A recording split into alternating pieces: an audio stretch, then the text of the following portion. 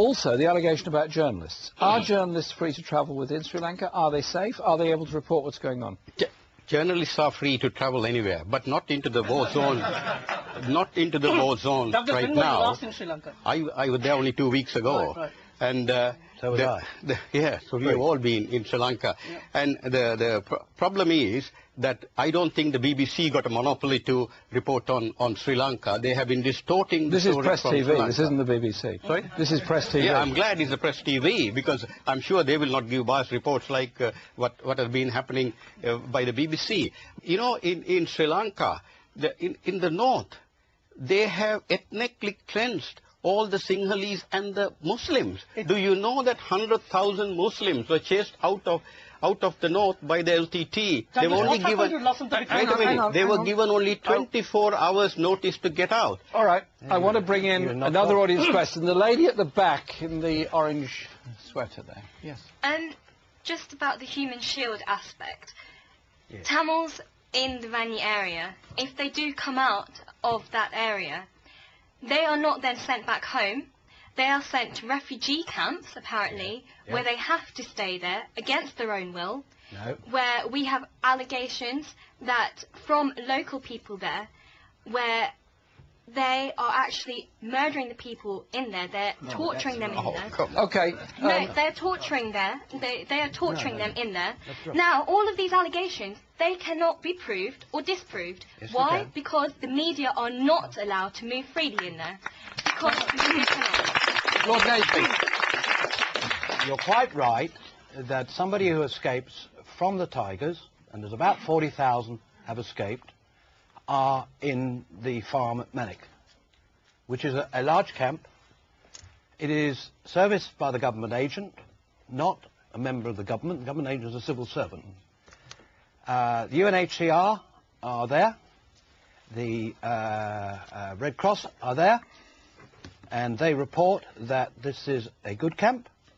Well, no, I mean, the Red Cross are not... you can't pull the wool over the eyes of the International Red Cross. John Holmes... I'm sorry, you cannot pull the wool over the International... if there was something wrong there, they would have reported it. Well, think about John Holmes, who is the United Nations humanitarian representative. He says there is no access to NGOs and media. Well, he's wrong, because I checked this morning. Let's hear him finish his point. Thanks very much. John Holmes, who is the United Nations top official, says there is no freedom of movement. The military are controlling that area, and he has urged the government of Sri Lanka to let NGOs and the media to have free access. Today, in Sri Lanka, just hold on for just 1 minute, constitutionally it allows for humanitarian organizations sponsored by the Sri Lankan government to have access without permission. Now, the government of Sri Lanka, since the 28th of November, has refused their own human rights organizations to go into these camps. You have an answer for that? Okay. Yes. Can I ask Robert? Wait a minute. Can I ask Robert to come in at this point? Robert is a European Union representative in the area. Obviously, the European Union are following what's going on. What reports have you had? Well, I mean, we've had the same sort of reports. And let's be perfectly honest, I suggest that there's nobody in this room, whether it's the panel or not, who knows for sure we were relying on information. And you, Douglas and Lord Naseby say that's not true, disregard things. I don't believe that all these organisations, these aid organisations that we're talking about, or all the stories from the camps that we've heard, can all be discredited. You know, you wanted to try... This is John Holmes' statement here that I'm looking at. Yeah, well, where was John Holmes over there? He's not there last week, is he? Yes, he was. Yes, he was. In the camp. Yes, in the camp. Yes. In the camp. Yes, that's right. We understand John Holmes was there last week. All right, let's hear the word from John Holmes. This is his statement. Robert will read it. The 3rd of March. Which was sent to me by the Sri Lankan embassy in Brussels. So there must be an element in truth if they wanted to send it. And he says that, which the young lady at the back says about the camps, and this is the only one that he was able to go to, which suggests it's one of the better ones. Movement in and out of them is highly and unacceptably restricted. So the suggestion that people can move out. I didn't say they could move out. I didn't say that. But there's also stories that they're going to be... I said the Red Cross could go in, and the UNHCR. Okay. Both are in there, and both were satisfied. But, and also, can we just bring in Douglas? Finish that, then I'm going to bring in Douglas. And the previous point, you said that there'd been no bombing. In his statement, he says, the government assured me at every level that they have virtually stopped using heavy weapons because of the recognition of needs to spare more the civilian population. Can I just say this? They obviously were, the government admitted they were using. They even told him only yesterday. We're talking about the part of Okay, Douglas, the specific point was put by the lady at the back there, absolutely specific and categorically, that Tamil people leaving the Tamil areas when the army goes in were forced into refugee camps and could not leave them afterwards. Michael has explained that the Red Cross has given access. John Holmes apparently was given access. What's the truth on this? The truth is, only yesterday, the ambassadors of France, Russia, South Korea, all these countries were invited to the camps, and if you read their reports, they're saying that glowing reports about how Sri Lanka is treating these people. Remember, the question is about access I will come to egress by the Tamil people. They are escaping the Tamil Tigers. And, of course, Tamil Tigers would also try to creep into this place. Don't forget that Colombo and Sri Lanka had been terrorized by suicide bombing. I mean, if that was happening in this country, do you think they would allow people just to walk in?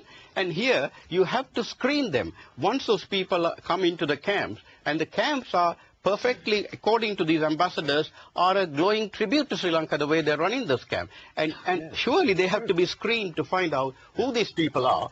And if they are genuine, of course they can't go back immediately to that area because it's still mined by the Tigers. There's a LTT controlled area. They have to be thrown out before these people can be sent back. So there is a degree of control.